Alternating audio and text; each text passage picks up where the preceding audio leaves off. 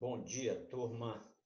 Estamos aí retornando às nossas atividades, né? Por enquanto ainda não presenciais, e a gente espera que em breve estejamos reunidos presencialmente, tá? Um abraço a todos, espero que todos tenham descansado aí esses poucos dias que vocês tiveram de férias, tá? Um abraço. Então, hoje, pessoal, nós vamos falar sobre os países andinos, sobre a América Andina. Nós já começamos a estudar o continente americano. Em aula anterior, nós falamos, por exemplo, das características físicas, políticas, econômicas, né, históricas da América em geral. Falamos também da América Central, especificamente.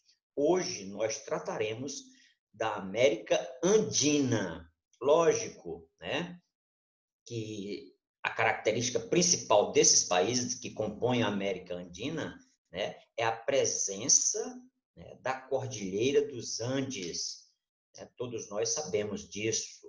Uma cordilheira, um dobramento moderno que se estende por toda, né, costa oeste da América do Sul. Muito bem. Então, nós temos 6 países compondo a América Andina, né? Quais são eles? Venezuela, Colômbia, Equador, Peru, Bolívia e Chile. Ok, turminha? Muito bem. Por que nós chamamos e fazemos essa divisão, né? Como eu disse, a presença da Cordilheira dos Andes é o elo principal entre esses países, né? A característica principal.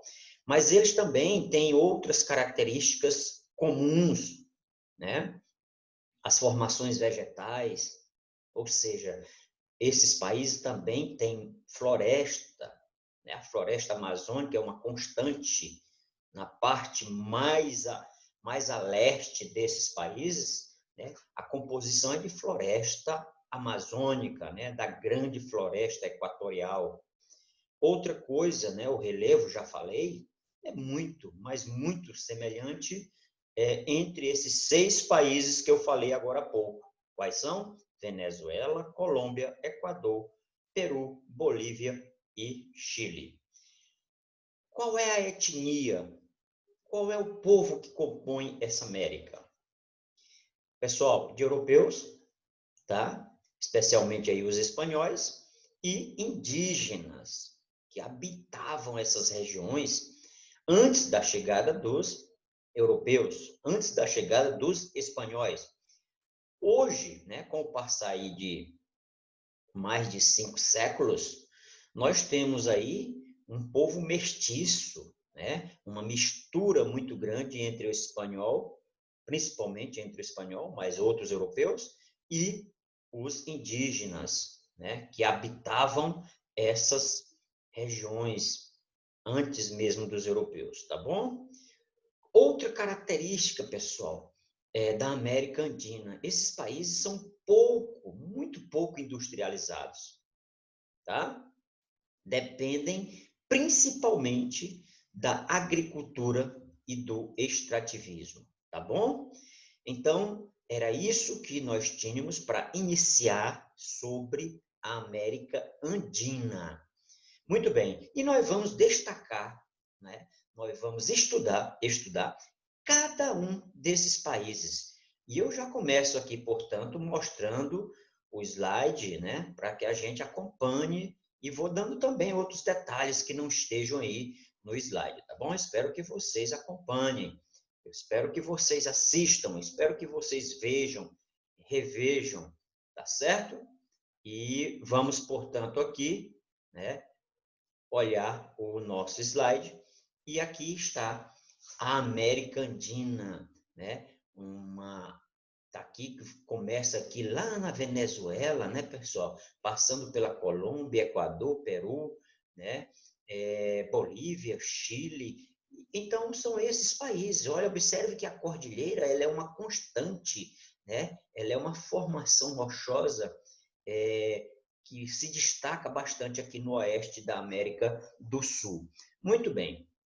Então, adaptação ao território. Quando se fala de adaptação ao território, é justamente, né, nesse lado da cordilheira, né? Onde tem a cordilheira, porque precisa mesmo de adaptação, porque é uma altitude muito grande, né? Então, essas pessoas, eles precisaram se adaptar, essas pessoas precisaram se adaptar a grandes altitudes, com pouco oxigênio, né? E eles conseguiram aí durante milhares, eu não diria milhares de anos, mas a América pré-colombiana já tinha esses indígenas, já tinha esses povos que habitavam essa região, tá bom?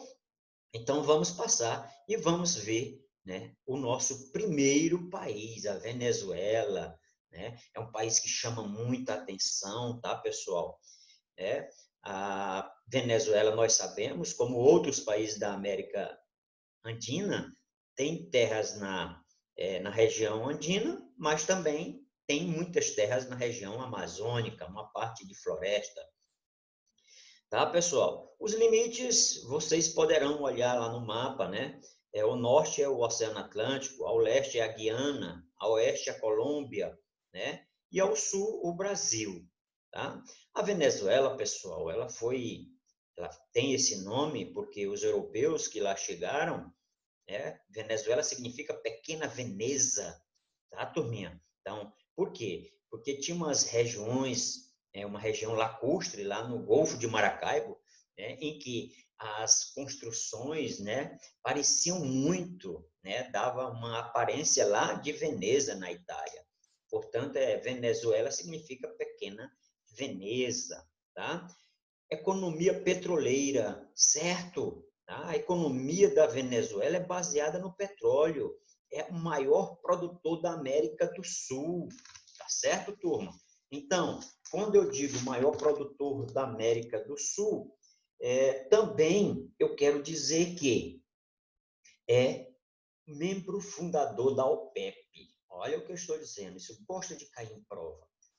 A Venezuela, membro fundador da OPEP, da Organização dos Países Exportadores de Petróleo. Olha, é um clube muito pequeno de países, tá?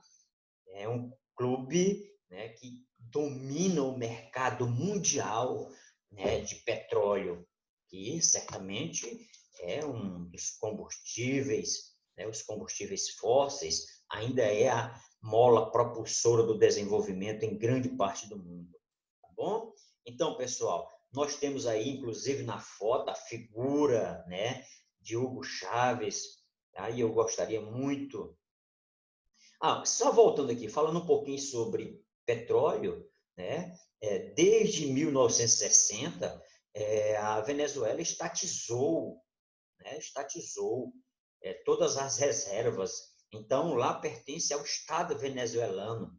E a empresa, né, que é a Petrobras deles, é a PDVSA, né? Petróleo da Venezuela. Tá? Além do petróleo, pessoal, nós temos também cassiterita, né? Que é o que dá origem aí ao estânio. Além disso, né, na agricultura se destaca o café e a cana-de-açúcar, tá bom? Então, nós temos aí Hugo Chávez, que governou de 98, não é isso? Até 2013. Então, em 98, ele foi eleito, pessoal, com as seguintes propostas, né?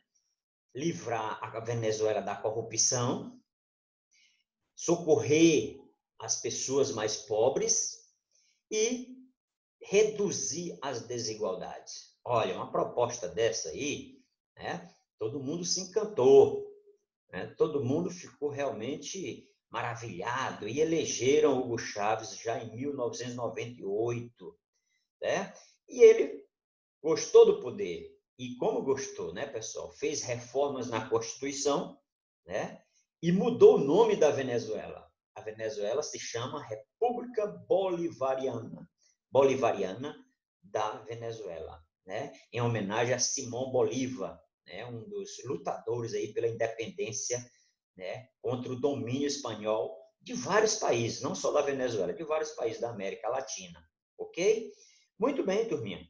Então, Ele promoveu políticas nacionalistas, né? Ou seja, de nacionalização de empresas estrangeiras, inclusive, tá? Dentro de uma perspectiva socialista, né? Onde o Estado tinha uma presença marcante, tem ainda a presença marcante.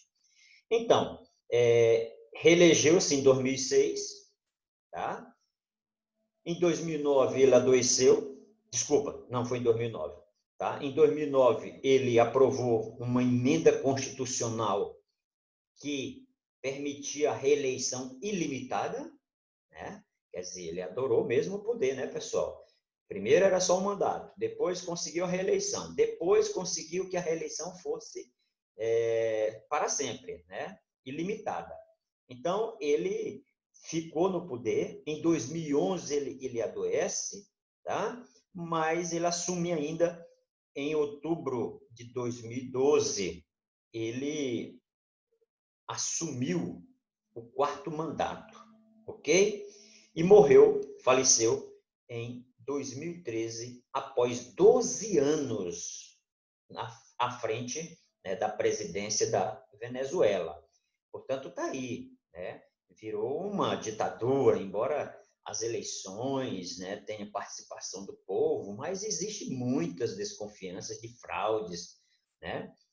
Então, e isso gera, pessoal, uma crise política e principalmente uma crise econômica, tá? Depois da morte dele, substituiu o Nicolás Maduro, né? Que mantém a mesma política. E, como eu disse, a Venezuela hoje tem problemas, né?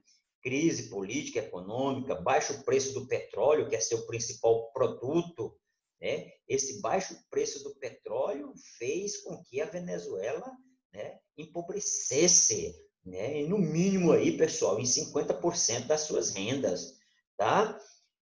Também, pessoal, desabastecimento de itens essenciais. Se você for em um supermercado lá na Venezuela, você vai se dar conta, tá? Da falta de produtos básicos, o mínimo para que você, né, sobreviva com dignidade, tá bom? Perseguição política é outra marca também do governo de Hugo Chávez, de Nicolás Maduro, seu sucessor, tá? Falta de liberdade, né, das liberdades individuais, ou seja, da democracia, né, turma? E, claro, né, diante de toda essa situação, por considerarem a Venezuela uma ditadura, foi, né, retirado o país do Mercosul. Então, todos os outros concordaram em tirar a Venezuela. Está suspensa do Mercosul. Ok, turminha? Então, nós vamos continuando. Espero que vocês estejam gostando. Espero que vocês estejam acompanhando. Olha a Colômbia, outro país muito, mas muito importante, né, na América Andina. Pessoal, banhado pelo Atlântico e Pacífico. Eu fiz essa questão num dos terceiros anos aí do passado, né? E eu perguntei qual era o país da América do Sul banhado pelo Atlântico e pelo Pacífico. Muita gente errou, tá? Mas a Colômbia é banhado tanto pelo Atlântico, tá? Aqui o Mar das Antilhas, está aqui o Oceano Pacífico, né? Pelo Atlântico e pelo Pacífico, tá, pessoal? Muito bem, é o terceiro, tá? Cristóvão Colombo foi a primeira pessoa a chegar no território colombiano, claro, lá já tinha os indígenas, estou falando de europeus, de colonizadores, de exploradores, né? Terceiro maior produtor mundial de café, produz muita cana, muita banana, muito cacau, milho, tá? Os minerais, petróleo, né? Carvão mineral, principalmente na parte oriental, tá certo? Agora, pessoal, o café, como eu já falei, cartéis de Medellín e de Cali. A Colômbia ficou muito, muito conhecida pela produção da cocaína, né, pessoal? E isso tem sido combatido por muitos países, inclusive pelo governo da Colômbia. Pois muito bem, pessoal, o tráfico de drogas, né, que era mais acentuado ainda na década de 80. Grandes cartéis, Medellín, de Cali, né, tornar a Colômbia um país distribuidor de drogas. Então, a Colômbia passava e passa ainda por um combate ostensivo a esses cartéis, né? E aí nós tínhamos a figura lendária, né, do traficante, mega traficante, que ainda assim tem gente querendo fazê-lo herói, na realidade era um traficante de drogas, né, o Pablo Escobar. Tenho certeza que vocês já ouviram falar disso aí. Pois bem, pessoal, além desses problemas, né, de ser pouco industrializada, ter esse problema de combate ao tráfico, a Colômbia também tem conflitos internos. Tem os grupos paramilitares, a FARC, né, que é as Forças Armadas Revolucionárias da Colômbia, criada em 1964. Tem o Exército de Libertação Nacional, né? Tem esses aí, né, se vestem de socialista, de revolucionários, mas na realidade eles querem mesmo é controlar o tráfico de drogas, tá?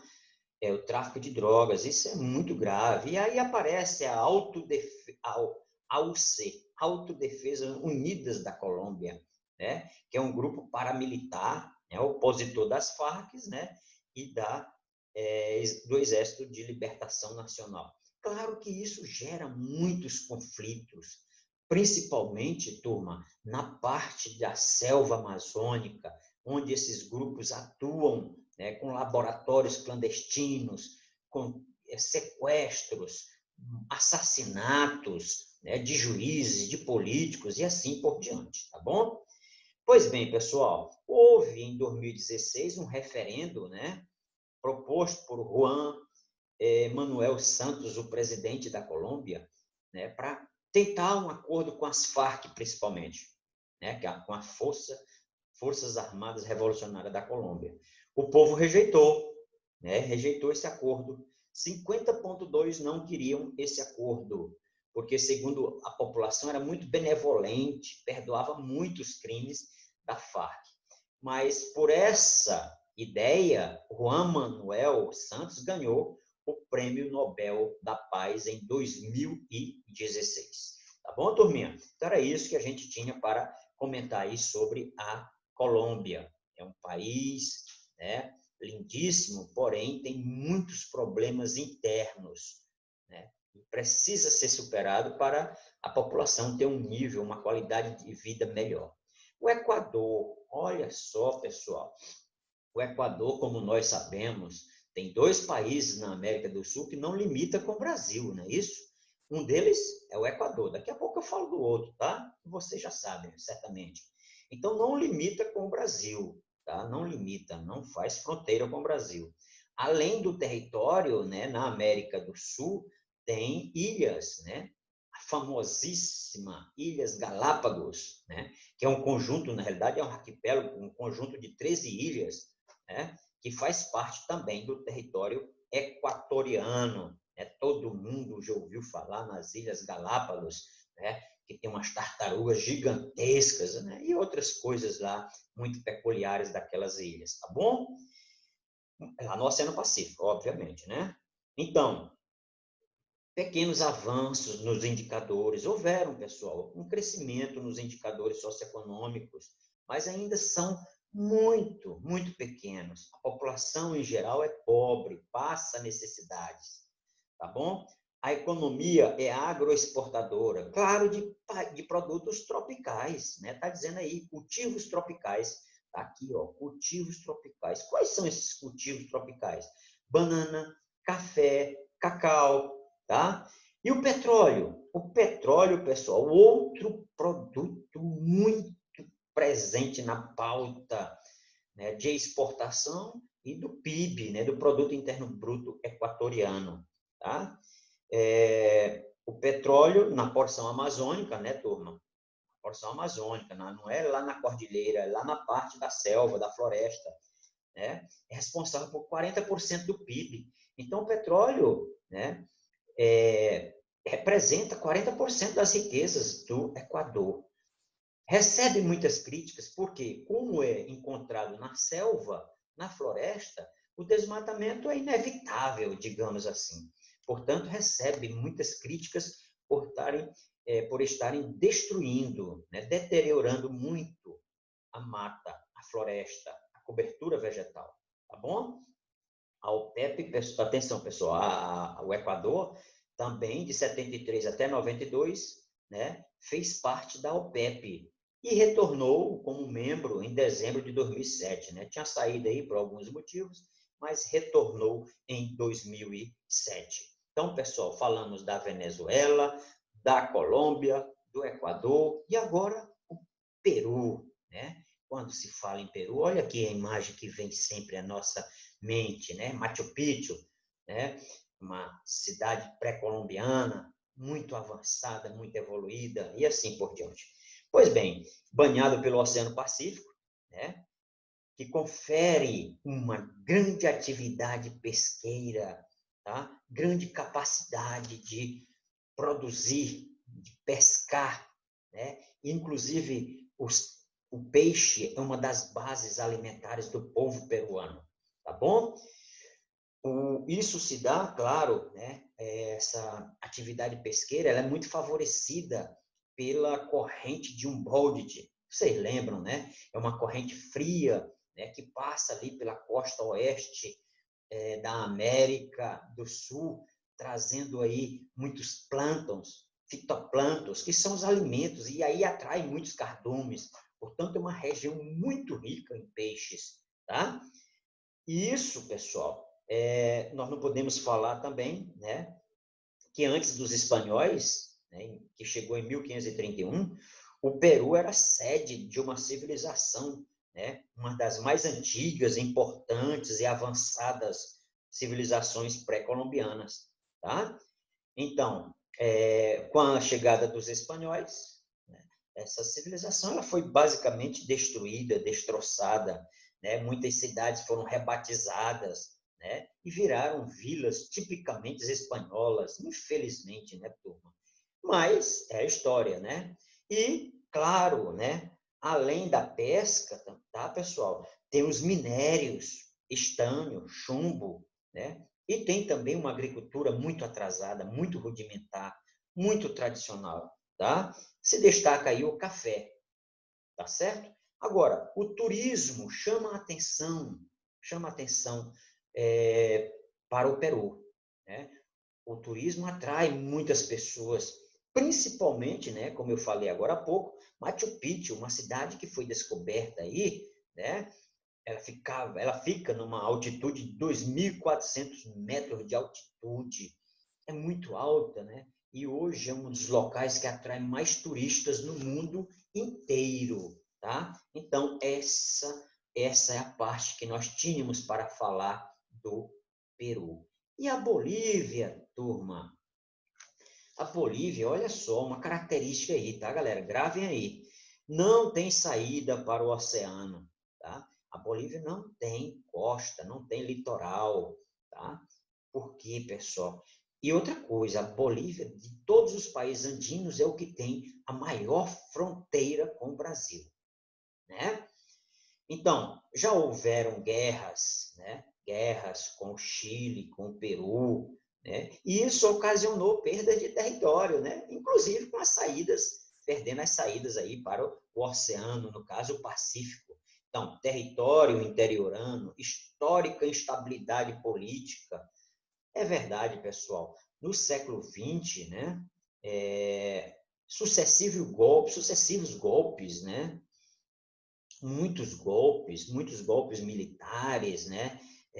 Isso cria uma instabilidade política, isso trava o desenvolvimento econômico e a Bolívia sofre muito com isso, ok? Em 2006, né? Evo Morales, que aliás, pessoal, descendente de indígenas, né? Ele foi eleito, estatizou, galerinha, ele estatizou as empresas estrangeiras, inclusive brasileiras, né? Grande parte da estrutura da Petrobras lá, que explorava gás e petróleo, foi foi estatizada. O governo tomou e ficou para si, né? Então, foi uma guerra aí diplomática, não me lembro bem se houve ressarcimento, não sei. Bom, de qualquer forma, né, ele também gostou muito do poder, né, pessoal? E em 2009 ele foi eleito já para o terceiro mandato, tá bom? Nós sabemos que recentemente, para ser mais exato, no ano passado, ele foi retirado, né, do poder.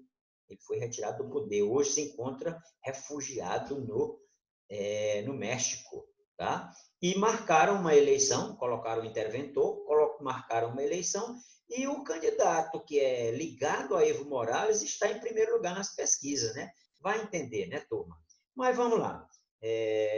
A Bolívia sobrevive basicamente de bens primários, né, da atividade primária, exploração de gás, né, inclusive grande parte do gás da Bolívia, né, vem para o Brasil através de um gasoduto que sai lá de La Paz, do território boliviano, e chega até o sudeste no Brasil, tá, turminha? Mas também tem estânio, tem zinco e tem prata, tá? Muito bem, tá certo? Claro que essa instabilidade política não é só lá, né? É na Venezuela, é na Bolívia, em outros países da América Latina também atravessam problemas de democracia, de eleição, de participação popular. E aí nós vamos seguindo, portanto, e vamos falar de outro país muito interessante, Bolívia, o Chile, turma. Como eu disse, né? Além do Equador, o Chile é outro país que não faz fronteira com o Brasil. Tá bom, galerinha? Banhado pelo Oceano Pacífico, né? 80% do território, pessoal, 80%, olha só, 80% do território é de geleiras, montanhas e desertos, tá? Então, olha só, o que não é, em 80% do território, o que não é montanha, é geleira ou é deserto. O Chile tem um território complicado. No entanto, mesmo com essas limitações no aspecto físico da formação do seu território, né, o Chile tem o melhor IDH da América Latina. Né? É a melhor qualidade de vida da América Latina. Tá certo? A economia é baseada em minérios, principalmente lá no deserto do Atacama, que é o deserto mais seco do mundo. Né? Claro, no extremo norte do Chile, nós vamos encontrar grandes reservas de prata e de cobre. Né? As áreas agrícolas para o plantio de cereais e frutos é uma área limitada, né, pessoal? Que vai ali da capital Santiago até Valparaíso. Né? Então, nós temos aí 80% do seu território não muito propício, né? Ou quase, ou não propício mesmo, né? Para a agricultura. Tá certo, galera? Pois bem, turma, a história chilena ela é interessante, né? Já falei da extração mineral, né? E também eu quero falar aqui de um golpe militar, que o mundo inteiro ficou sabendo. Em 1973, o presidente eleito, Salvador Allende, né, estava no Palácio de La Moneda e foi atacado por forças comandadas aí pelo general Augusto Pinochet. Certo, pessoal? Então, foi uma ditadura, depois da morte, né, de Salvador Allende, depois da chegada de Pinochet, o Chile se tornou uma das ditaduras mais violentas do mundo. Perseguição, sequestro, assassinatos e assim por diante, tá bom, pessoal? Somente, né, até 1990, foi uma das ditaduras violentas e duradouras, de 73 a 1990.